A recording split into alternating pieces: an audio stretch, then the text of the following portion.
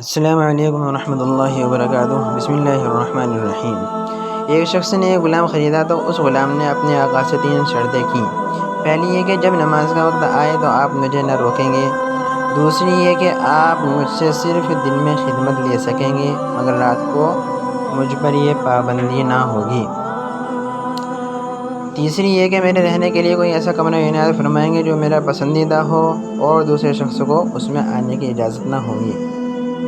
آقا نے غلام کی تینوں شرطیں منظور کر لی اور غلام کو حکم دیا کہ اپنے رہنے کے لیے محل سرائے میں اپنے لیے کمرہ پسند کر لے، جس میں ہر کمرہ ایک سے ایک بہتر ساز و سامان کے ساتھ آراستہ تھا۔ غلام نے تمام کمروں کو دیکھ بھال کر اپنے لیے ایک ویران کمرہ پسند کیا جو بغیر چھت کے تھا۔ اس پر آقا نے دریافت کیا کہ آخر تم نے یہ ویران کمرہ کیوں پسند کیا؟ کمرے تو اور بھی بہت ہیں۔ اپنے آقا سے یہ بات سن کر غلام نے جواب دیا کہ میرے آقا، شاید آپ کو معلوم نہیں کہ ویران جگہ اللہ تعالیٰ کے ذکر سے آباد ہو جاتی ہے۔ اس کے بعد اس غلام نے اس کمرے میں رات کو رہنا شروع کر دیا، اور یہ بات پہلے ہی سے طے ہو چکی تھی کہ رات کو غلام آزاد رہے گا۔ جب غلام کو اپنے پسندیدہ آزاد کمرے میں رہتے ہوئے کچھ عرصہ گزر گیا تو اس کے آقا نے ایک دن رات کو اپنے دوستوں کو دعوت پر بلایا تھا۔ نصف شب کے بعد جب دوست و احباب رخصت ہو گئے تو مکان مالک چہل قدمی کرتا ہوا غلام کے کمرے کی جانب چلا تو دیکھا کہ ایک نورانی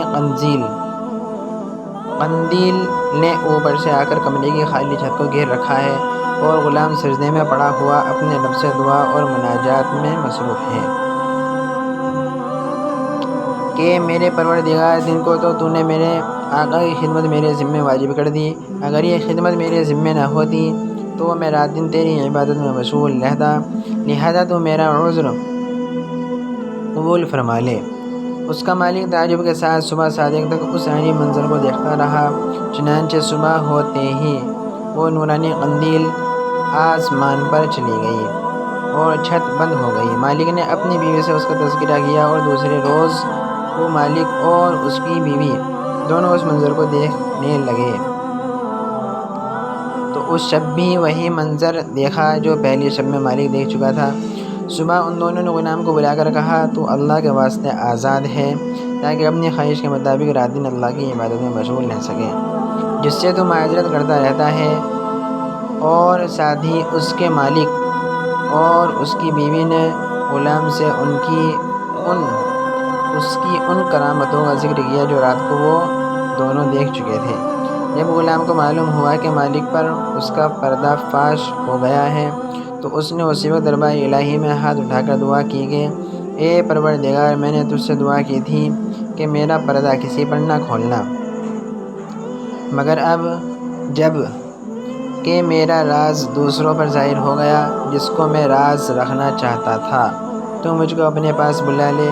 چنانچہ اسی حالت میں اس کی روح قبض ہو گئی، یعنی روح پرواز کر گئی، اور اللہ تعالیٰ نے اس کی مغفرت فرما دی۔ دوستو، اگر آپ کو ہماری یہ کہانی اچھی لگی تو ہمارا چینل کو سبسکرائب کریں، ویڈیو کو شیئر کر دیں، اور اس طرح کی مزید ویڈیو دیکھنے کے لیے ہمارے چینل کو سبسکرائب کریں۔